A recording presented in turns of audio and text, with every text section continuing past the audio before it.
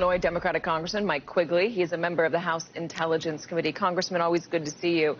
The Republicans have released their version of their impeachment report, which exonerates the president on everything. We've just been talking about it. I do want to read a paragraph at the heart of this. They're saying there is also nothing wrong with asking serious questions about the presence of Vice President Biden's son, Hunter Biden, on the board of directors of Burisma, a corrupt Ukrainian company, or about Ukraine's attempts to influence the 2016 presidential election. How do you argue when the Republicans are arguing that? It's tough. I just have to deal with an alternative reality. Bottom line, my Republican colleagues, when they live in the president's world, they have to live in his alternative world of reality, and we just have to address that. It's tough when the facts don't matter and when the law doesn't matter. All you can do is speak directly to the American people, as I think we will in the coming weeks as well. How do you speak directly to the American people when the American people are not everybody's following along with these hearings in real time on C-SPAN? They're getting their news either from social media or they're getting their news from an outlet that skews to one side or another. They're getting their facts pushed through an opinionated sieve. So how do you keep it clear? As much as you possibly can through your own constituents and through opportunities like this. You know, we grew fond of the expression quid pro quo, certainly Latin, but I think what we try to do now is another Latin phrase, res ipsa loquitur. It speaks for itself. The president's abuse of power speaks for itself.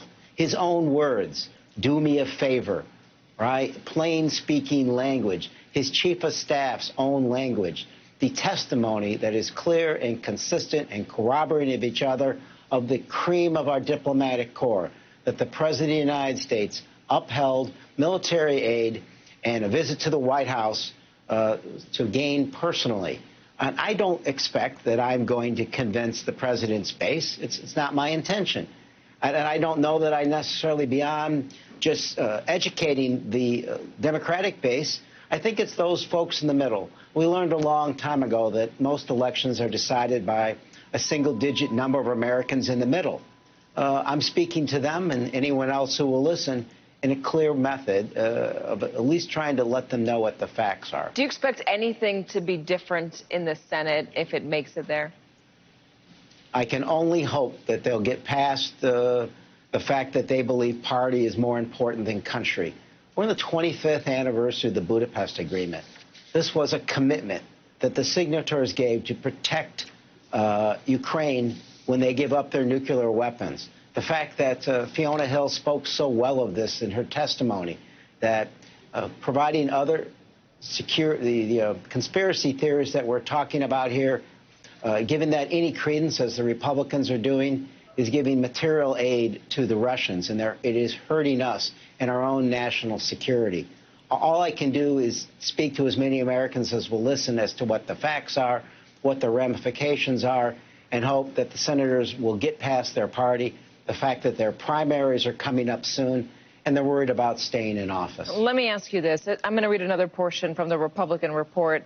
They say the Democrats' impeachment inquiry is not the organic outgrowth of serious misconduct. It is an orchestrated campaign to upend our political system, the Republicans wrote. The Democrats are trying to impeach a duly elected president based on the accusations and assumptions of unelected bureaucrats who disagreed with President Trump's policy initiatives and processes. Okay.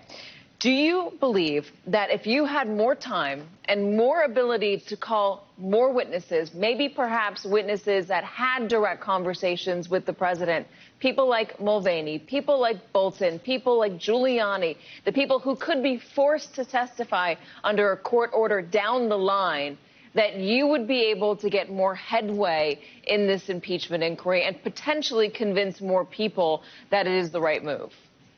You know, I'm not sure if I can ever convince people in the core Republican Trump base in this new world. We grew up in a world where people would say... So what do we do going forward if you can't convince somebody of the facts in front of them? If you can't convince somebody it's snowing out when it's snowing, where do we go from here, Congressman? Does that mean that Washington is fundamentally broken? How do you work with that? I think it's an issue of polarization. As I was saying, I think we grew up in a world when the people would say, you know, I'll believe it when I see it. And now it's the other way around. You know, I'll see it when I believe it. And the best we can do is push back against that and remind folks of why it matters. There's nothing else left for us to do than to speak truth to the American people and hope that we can build, and I think we can, a majority that wants to move forward and get things done. But to my Republican colleagues, no one forced the President of the United States to obstruct the investigation. No one put him on the phone and said, you're going to call President Zelensky and hold back military aid in exchange for a White House visit, or hold back a White House visit in exchange for political gain. No one made him do that. That was his own actions. Whether they want to call it organic or not, it was wrong. I can't look and say, well, if I can't convince the president's base or the Senate, I shouldn't do this. The bottom line is this was wrong. It has to be pointed out. The Constitution didn't say if the Senate agrees, you should move forward, or whether or not the poll on the Republican base supports you or not.